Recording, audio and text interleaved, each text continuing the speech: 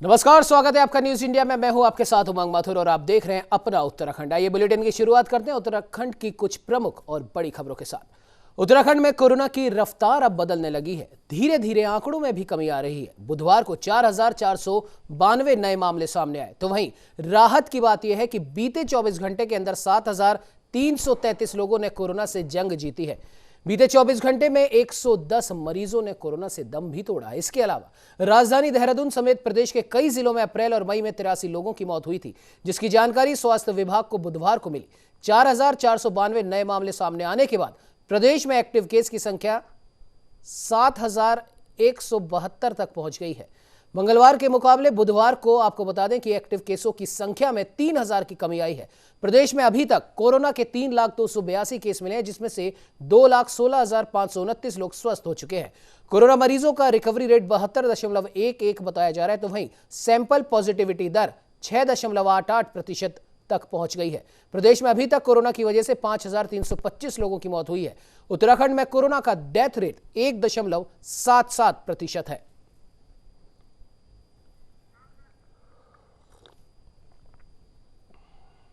तो वह इस खबर पर ज्यादा जानकारी के लिए हमारे साथ में हमारे संवाददाता विशाल गर्ग फोन लाइन पे जुड़ चुके हैं।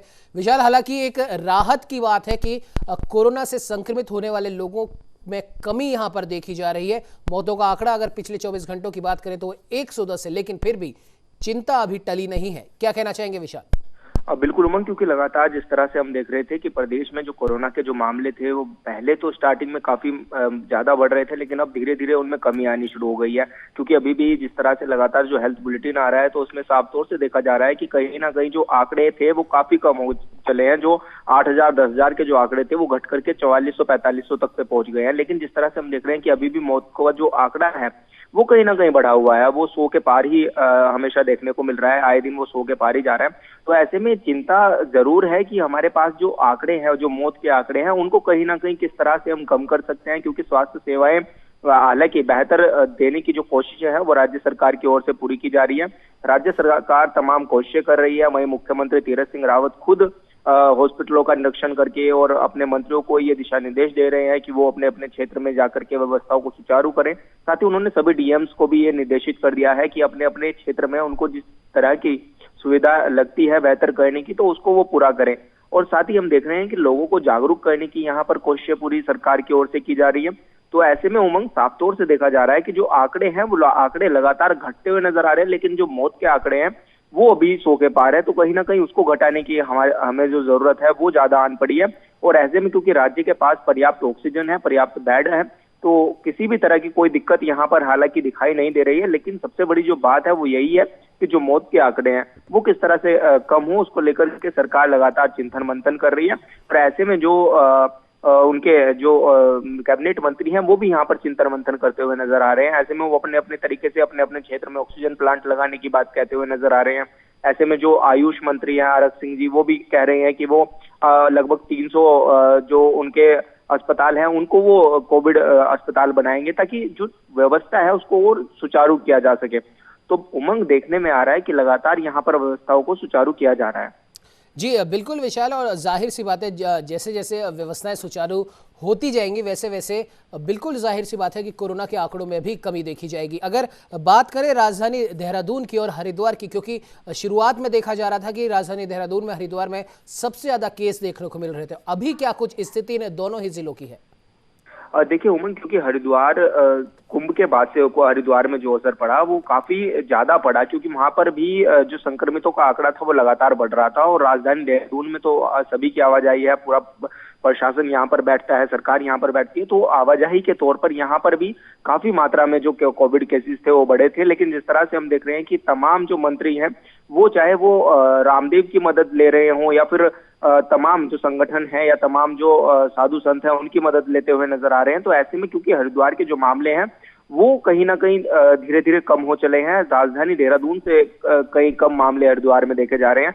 लेकिन अभी जिस तरह से राजधानी के हालात थोड़े खराब हैं, तो उसकी भी स्थिति कहीं ना कहीं सामान्य करने के तौर पर यहाँ पर जो सरकारें हैं वो काम कर रही हैं। जो यहाँ के जिला अधिकारी हैं उन्होंने साफ तौर से निर्देशित कर दिया है कि कोई भी व्यक्ति बेवजह घरों से बाहर नहीं निकलेगा। क्योंकि जिस तरह से हम देख रहे हैं कि अलग अलग जिलों में थोड़ी बहुत छूट दी गई है, लेकिन राजधानी देहरादून में मात्र 10 बजे तक ही बाजार खुले हुए हैं। 10 बजे तक ही सभी जो शॉप्स हैं, जो जरूरत के सामान की जो नीड होती है, तो उसी की बस सिर्फ और सिर्फ दुकानें यहाँ पर खोली गई हैं। अदरवाइज सभी चीजों को यहाँ पर बंद कर दिया जा रहा है 10 बजे के बाद ही, और सिर्फ मेडिकल की शॉप ही 10 बजे के बाद ओपन रहेंगी। तो ऐसे में साफ तौर से देखा जा रहा है कि सुविधाओं को तो लोगों तक पहुंचाया जा रहा है, लेकिन उनकी सेफ्टी के पर्पज से भी देखा जा रहा है कि यहाँ पर लोगों की जो आवाजाही है उसको पूरी तरह से बाधित कर दिया गया है। और ऐसे में कोई भी व्यक्ति अगर सड़कों पे निकल भी रहा है तो उस पर के खिलाफ कड़ी कार्रवाई तो हो ही रही है, साथ ही उनके वाहन भी सीज कर दिए जा रहे हैं। तो साफ तौर से ये कहा जा सकता है कि सरकार फुल एक्शन मोड में है, प्रशासन और अधिकारी फुल एक्शन मोड में है, और कोरोना पर नियंत्रण करने की जो उनकी जो एक संकल्प उन्होंने लिया है वो करते हुए दिखाई दे रहे हैं। और यही वजह है कि अब जो मामले 8,000 10,000 तक पहुंच चुके थे वो अब 4,000 4,500 पर सिमट चुके हैं, और धीरे धीरे इनको कम करने की जो कोशिशें हैं वो लगातार दोनों जिलों में देखने को मिल रही है। जी विशाल, लेकिन उसके बाद भी अभी भी अगर हम बात करें कि आयु वर्ग 30 से 39 वर्ष और 40 से 50 वर्ष तक के लोगों की, यानी कि 30 से 50 वर्ष तक के लोगों की अगर हम बात करें तो सबसे ज़्यादा जो संक्रमण की दर है या फिर संक्रमण का जो प्रतिशत है वो इसी आयु वर्ग में देखा जा रहा है। और जैसे कि 18 से 44 साल तक के लोगों के लिए वैक्सीनेशन प्रारंभ हो चुका है, लेकिन उसके बाद भी कहीं ना कहीं लगभग हर राज्य में, हर जिले में इस वैक्सीनेशन की रफ्तार थोड़ी धीमी पड़ती दिखाई दे रही है। क्या कुछ कहना चाहेंगे इस पर? देखिए उमंग, क्योंकि लगातार सभी को पहले सरकार के पास टारगेट था कि उनको जो सीनियर सिटीजन है उनको डबल डोज लगानी है ताकि उनको हम बचा सके, लेकिन जिस तरह से लगातार हम देख भी रहे हैं कि लगातार जो गाइडलाइंस आ रही हैं, जो एसओपी आ रही हैं, उसमें बार बार परिवर्तन भी देखा जा रहा है। और साथ ही जिस तरह से 18 से ज्यादा उम्र के जो लोग थे उनको वैक्सीनेशन का यहाँ काम कराया जाना था, लेकिन अभी क्योंकि पहले ही लोगों को पर्याप्त मात्रा में वैक्सीनेशन नहीं लग पाई थी, तो अभी क्योंकि सिंगल डोज अभी हमारे पास अवेलेबल है और लगातार वो आ भी रही है, और ऐसे में युवाओं को प्रेरित किया जा रहा है कि युवा ज्यादा से ज्यादा वैक्सीनेशन लगवाएं और ज्यादा से ज्यादा लोग युवाओं को हम वैक्सीनेशन लगाएं, क्योंकि युवा हमारा भविष्य है। और ऐसे में जिस तरह से हम देख भी रहे हैं कि लगातार जो देखने में मिल रहा है कि युवाओं की तरफ ज्यादा आकर्षित हो रही है लहरें, और जिस तरह से तीसरी लहर की बात कही जा रही है कि ये भी आ सकती है और ऐसा हो सकता है, तो उसको आंकलन करते हुए भी तमाम व्यवस्था राज्य सरकार कर रही है। लेकिन इतनी बड़ी संख्या में लोगों को कंट्रोल करना, क्योंकि पूरे देश की ही अगर मैं बात करूं तो 130 करोड़ की जो जनसंख्या है उसको पूरा कवर अप करना, और डॉक्टर मेडिकल की जो टीमें हैं उसमें कहीं ना कहीं कमी है। तो लगातार उमंग ये देखा जा सकता है कि लोगों को कहीं ना कहीं जो जागरूकता है वो तो यहाँ पर की जा रही है, साथ में उनको किस तरह से हम और बेहतर सुविधाएं दे सकते हैं उसके लिए भी राज्य सरकार कदम उठा रही है। और जिस तरह से हम उत्तराखंड की बात करें तो लगातार ये देखने में आ रहा है कि राज्य सरकार यहाँ पर काम करती हुई नजर आ रही है, और इसी कड़ी में वैक्सीनेशन का भी काम करा रही है। हालांकि निःशुल्क यहाँ पर यहाँ के जो मुख्यमंत्री हैं उन्होंने कह दिया है कि निःशुल्क जो युवा है हमारे उनको वैक्सीनेशन लगाई जाएगी। तो तमाम व्यवस्था यहाँ पर सुचारू हो चुकी है उमंग, और जल्द से जल्द इन आंकड़ों को भी कम किया जाएगा, और जिस तरह से राज्य सरकार लगी हुई है तो जल्द ही परिवर्तन जो है वो देखने को मिलेगा यहाँ पर। जी बिल्कुल विशाल, बिल्कुल आपने सही कहा। कहीं ना कहीं अब देखने वाली बात है कि जितनी जल्दी हम प्रॉपर वैक्सीनेशन की ओर बढ़ेंगे, कोरोना के तहत जो सावधानियां हैं उनको अपनाएंगे, उतना जल्दी ही हम इस बढ़ती रफ्तार पर और ज्यादा लगाम लगा पाएंगे। फिलहाल इस खबर पर तमाम जानकारी देने के लिए आपका बहुत बहुत धन्यवाद। चलिए बढ़ते अगली खबर की ओर, जहां आपको बता दें कि उत्तराखंड की चक्राता तहसील के अंतर्गत बिजनू ग्राम सभा में बिजनाट खंड स्थित खोड कोटा छानी के पास बादल फटने से लोगों में दहशत है, जिसमें 3 लोगों के गायब होने की आशंका जताई जा रही थी। वहीं के स्थानीय लोग के अनुसार राहत और बचाव कार्य शुरू हो चुका है। चक्राता थाना पुलिस और एसडीआरडी की टीम मौके पर पहुंच चुकी है। मलबे में दबे सभी लोगों को निकालने का कार्य तेजी से किया जा रहा है। फिलहाल 2 लोगों के शव मलबे से बरामद किए जा चुके, जबकि तीसरे की तलाश जारी है। तो वहीं चक्राता की प्रभारी एसडीएम भी मौके के लिए रवाना हो गई हैं। आपको बता दें कि प्रारंभिक तौर पर प्राप्त जानकारी के अनुसार चक्राता के क्वासी क्षेत्र के बिजनाथ खड्ड में गुरुवार की सुबह लगभग 8:30 बजे बादल फटने से तेज वर्षा हुई, जिससे पानी व मलबे की चपेट में आकर 3 लोग बह गए। कुछ पशु भी यहां पर गायब बताए जा रहे हैं। उप जिलाधिकारी कालसी चक्राता संगीता कनौजिया ने बताया कि तहसीलदार चक्राता, पुलिस, एनडीआरएफ की टीम, स्वास्थ्य विभाग की टीम और एम्बुलेंस मौके पर है। और सबसे बड़ी बात, जिन 3 लोगों के गायब होने की खबर बताई जा रही है, जो मलबे की चपेट में आकर बह गए थे, उनमें से एक की मृत्यु की खबर आ चुकी है। 2 लोग अभी लापता बताए जा रहे हैं।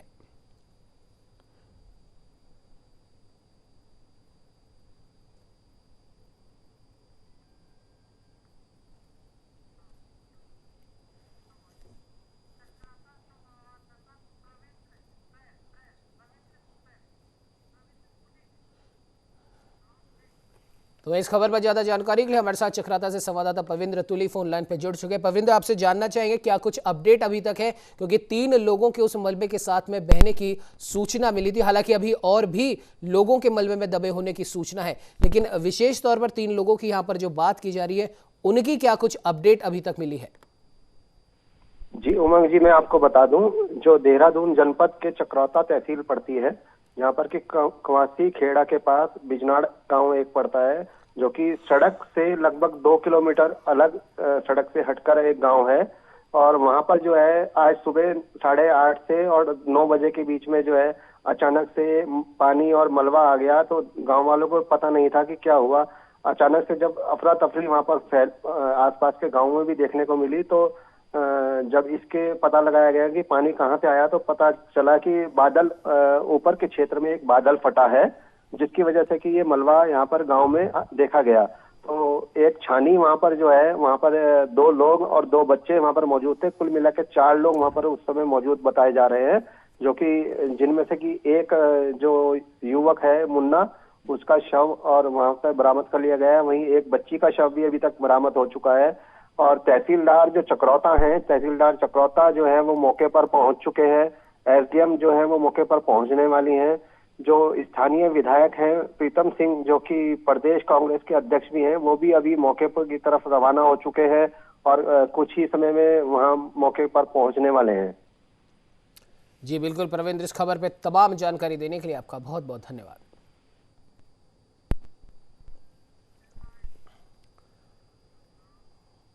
तो वही आपको बता दें कि ताउते तूफान का असर पहाड़ों की रानी मसूरी में भी देखने को मिला, जहां पिछले 24 घंटे से लगातार बारिश हो रही है, जिसके चलते कई जगहों पर पहाड़ियां दरकने लगी हैं। तो वहीं देहरादून मार्ग पर पहाड़ी से लगातार पत्थर गिरने से आवाजाही में खतरा बना हुआ है।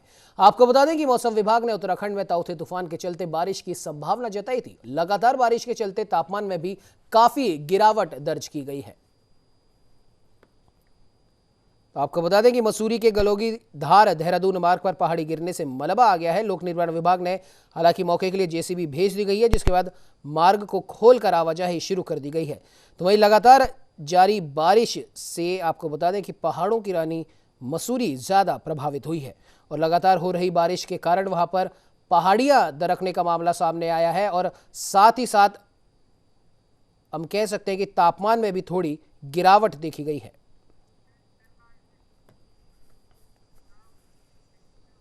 तो ये आपको बता दें कि पौड़ी जिले के ग्रामीण क्षेत्रों में कोरोना संक्रमण की रफ्तार तेजी के साथ बढ़ रही है। तो वहीं जिले में कुल संक्रमित आंकड़ों के मुकाबले 58% मामले ग्रामीण क्षेत्रों में ही सक्रिय है, जिसके चलते प्रशासन की ओर से कंटेनमेंट जोन की संख्या को बढ़ाया जा रहा है और सबसे अधिक कंटेनमेंट जोन दुगड्डा ब्लॉक में बनाए गए हैं। इसके साथ ही ग्रामीण क्षेत्रों में भी ऑक्सीजन कंसंट्रेटर और मेडिकल किट भी भेजे जा रहे हैं, जिससे कि कोरोना पर काबू पाया जा सके।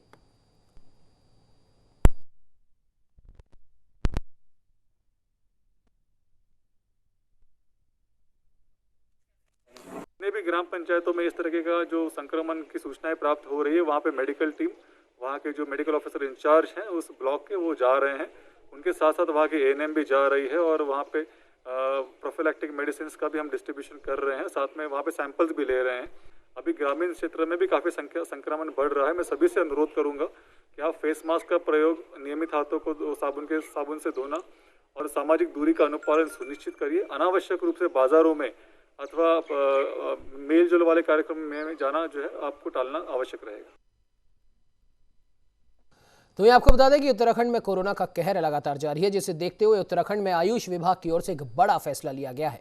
दरअसल राज्य में कोरोना के बढ़ते मामलों को लेकर आयुष विभाग प्रदेश में 300 अस्पतालों को तैयार करने जा रहा है। ये 300 अस्पताल प्रदेश के दुर्गम क्षेत्रों तक लोगों को स्वास्थ्य सुविधाएं प्रदान कर सकेंगे। तो वहीं आयुष मंत्री हरक सिंह रावत ने अधिकारियों को अस्पताल के लिए बेड और ऑक्सीजन की व्यवस्था करने के लिए कहा। साथ ही चिकित्सकों के पद सृजित करने के भी निर्देश दिए गए हैं।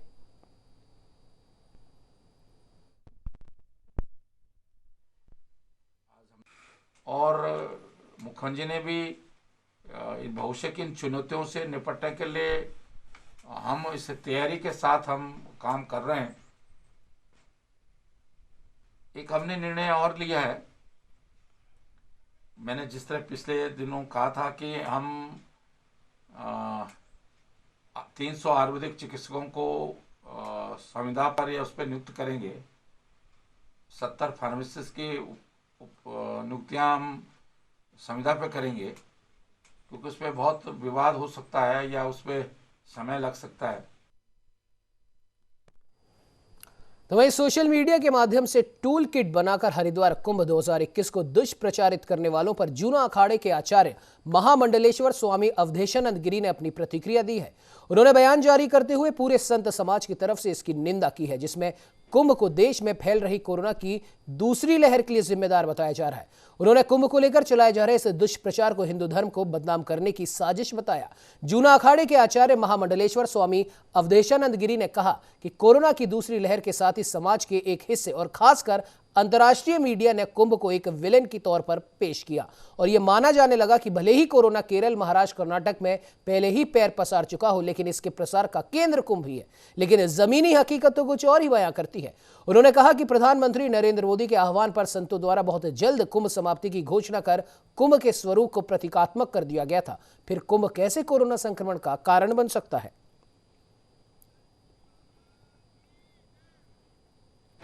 भारतीय संस्कृति, संस्कार, सभ्यता और उसकी संवेदनाएं एक साथ कहीं दिखाई देती हैं तो वो कुंभ का महापर्व है। कुंभ पर्व केवल हिंदुओं का नहीं है, संयुक्त राष्ट्र संघ की संस्था यूनेस्को ने उसे मानवता की अमूर्त धरोहर, सांस्कृतिक धरोहर के रूप में भी घोषित किया है। एक टूल किट के द्वारा ये दुष्प्रचार किया जा रहा है कि कुंभ के मेले से कोरोना का संक्रमण गया। आंकड़ों की सत्यता को पहचानिए। जब कुंभ का मेला चल रहा था तब अन्य प्रदेशों में कोरोना वायरस की अधिक प्रचंडता थी। ऐसी उत्तराखंड में नहीं थी, ना ही कुंभ के अवसर पर थी। तो एक सुनियोजित ढंग से भारत की संस्कृति, संस्कार, भारतीय संस्कृति, संस्कार। तो मैं आपको बता दें कि उत्तराखंड में बद्रीनाथ चारधाम को जाने वाले मुख्य पड़ाव पर लामबगड़ के पास पहाड़ी पर से सड़क पर पानी आ जाने से मार्ग पूर्णतः बाधित हो गया। आपको बता दें कि पहाड़ी पर से सड़क में पानी आने से एक ट्रक यहां पर फंस गया है। हालांकि ट्रक चालक ने भागकर अपनी जान बचा ली है, जिसके बाद राहत और पुलिस की टीमें मौके पर रवाना हुई।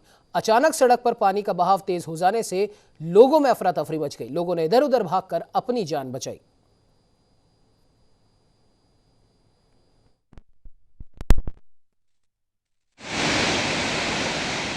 अभी अतिवृष्टि के कारण लामबगड़ में जो गधेरा है हमारा चौकी के पास में ही, तो वहाँ पर ये सूचना मिली है कि वहाँ पर रोड ब्लॉक हो गई है और एक ट्रक फंसा हुआ है। तो मैंने एसडीआरएफ को सूचित कर दिया है। ट्रक में अभी कोई भी व्यक्ति नहीं है और कुछ ही देर में बीआरओ के द्वारा वो रोड को खोल दिया जाएगा। देखिए अभी अतिवृष्टि के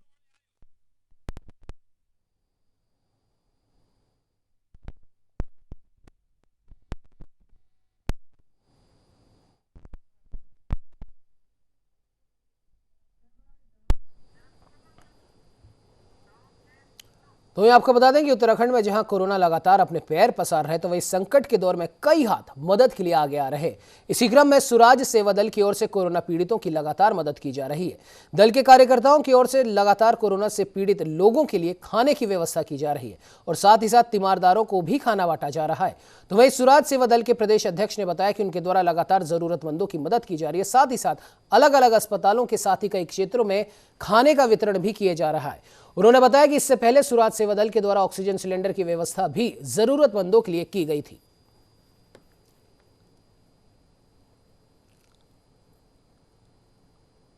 उनका पर डे हम लोग कम से कम पैकेट दे रहे हैं। Doon hospital, covid centre, Maharana Pratap covid centre, global, Kanishka और तमाम जितने भी यहाँ हॉस्पिटल हैं जहाँ आइडेंटर हैं, सुबह हमारे सारे कार्यकर्ता, हमारा युवा मोर्चा अध्यक्ष, हमारे सलाहकार, हमारे महानगर अध्यक्ष, तमाम सारे हमारे महिला मोर्चा, सभी लोग अपने अपने गाड़ियों से निकल जाते हैं और जितने भी यहाँ से दूर दूर या नज़दीक जो हॉस्पिटल हैं जहाँ बहुत गरीब तबके के लोग हैं, जितने भी यहाँ पर अटेंडर हैं, सबके लिए भोजन की व्यवस्था कराई जा रही है।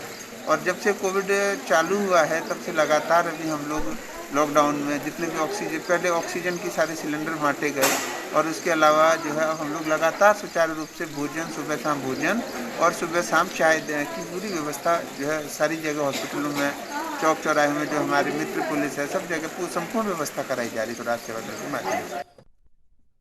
उत्तराखंड में ग्रामीण क्षेत्रों में कोरोना के माफ कीजिएगा बढ़ते प्रकोप को लेकर प्रशासन की ओर से हर गांव में ग्राम निगरानी समिति बनाई गई है।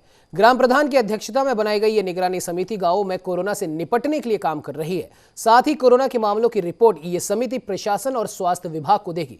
आपको बता दें कि रानीखेत जनपद में 1169 ग्राम सभाएं और 16,674 गांव हैं। हर ग्राम सभा में कोविड से निपटने के लिए निगरानी समिति बनाई गई है।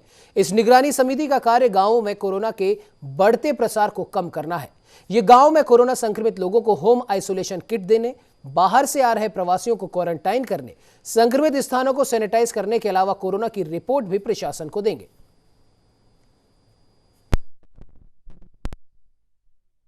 कि जो हम लोगों का कोविड के लॉकडाउन की अवधि है वो राज्य सरकार द्वारा बढ़ा दी गई है, तो कोविड की लॉकडाउन का हम लोगों ने पूरा आदेश जारी कर दिया गया है। और हम लोग ये भी देख रहे हैं कि लॉकडाउन के कारण यहाँ पे केसेस लोड भी थोड़े से हमारा पीक से आजकल कम बेस हॉस्पिटल में है, लेकिन इसमें हम ग्रामीण क्षेत्र में भी हम लोग लॉकडाउन का अनुपालन कराने के लिए हम लोग पूरी तरह से प्रतिबद्ध हैं। और उसके लिए विलेज निगरानी समिति का पूरा गठन किया गया है, जिनके माध्यम से पूरा हम लोग यहाँ से भी ट्रैक कर रहे हैं। और हम लोग कोशिश कर रहे हैं कि इस निगरानी समिति के माध्यम से जहाँ पे भी केसेस की भी संभावना है वहाँ पे भी हम लोग ट्रैकिंग और सैंपलिंग करा सके। तो ये आपको बता दें कि उत्तराखंड में पिछले 24 घंटों से पहाड़ों पर लगातार बारिश होने के कारण ऋषिकेश बद्रीनाथ नेशनल हाईवे पर स्थित तोटा घाटी में भारी भूस्खलन हो गया है, जिस कारण राष्ट्रीय राजमार्ग कई जगहों से बंद हो गया है। भारी भूस्खलन के चलते वाहनों की लंबी कतारें लग गई और लोग जाम में फंसे हुए हैं। तो वहीं मलबे को हटाने के लिए पुलिस और एसडीआरएफ की टीम मौके पर पहुंची और लगातार मलबे को हटाने का कार्य किया जा रहा है, लेकिन बारिश होने के कारण मलबा हटाने में काफी दिक्कतें आ रही हैं, जिस कारण लगातार मार्ग बाधित बना हुआ है। तो वहीं पुलिस की ओर से वाहनों को अब डाइवर्ट किया जा रहा है। ऋषिकेश से चंबा होते हुए सभी वाहनों को पहाड़ पर भेजा जा रहा है और लगातार मार्ग को खोलने की कोशिश की जा रही है।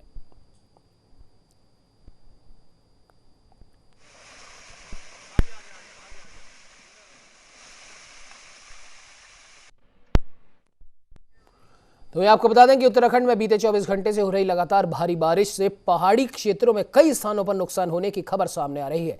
जब हवाली क्षेत्र में निर्माणाधीन मकान गिरने से 2 लोग मलबे में दब गए, तो वहीं घटना की सूचना मिलने पर रेस्क्यू टीम मौके पर पहुंची और मकान की खिड़की को तोड़कर दोनों लोगों को मलबे से बाहर निकाला और घायलों को अस्पताल में भर्ती करवाया। तो वहीं नेशनल हाईवे 87 में वीर भट्टी पुल के समीप सड़क पर भारी मलबा आने से यातायात बाधित हो गया है।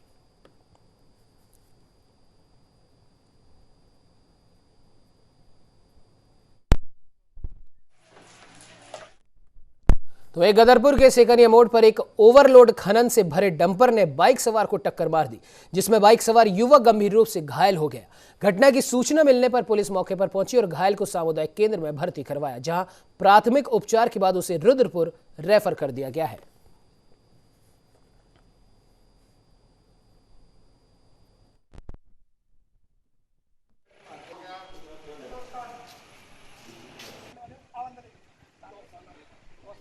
पे था तो ये सेकंड मोड़ के बाद एक्सीडेंट हो गया था, जिसमें जो है एक प्रदीप नाम का व्यक्ति है जो केनरा बैंक में रुद्रपुर काम करता है। तो मौके पे हम लोग थे तो हम अपनी गाड़ी से खुद ही उसे लेके आए। फिलहाल ठीक है, ऐसी कोई वैसी इंजरी नहीं है या कुछ नहीं है, आउट ऑफ डेंजर है। बाकी डंपर वाले को उसको बुलवाई खड़ा करवा दिया, इनकी बुलेट को जो है थाने खड़ा। इस बुलेटिन में फिलहाल इतना ही। देश प्रदेश की तमाम खबरों को जानने के लिए आप बने रहिए हमारे साथ और देखते रहिए न्यूज़।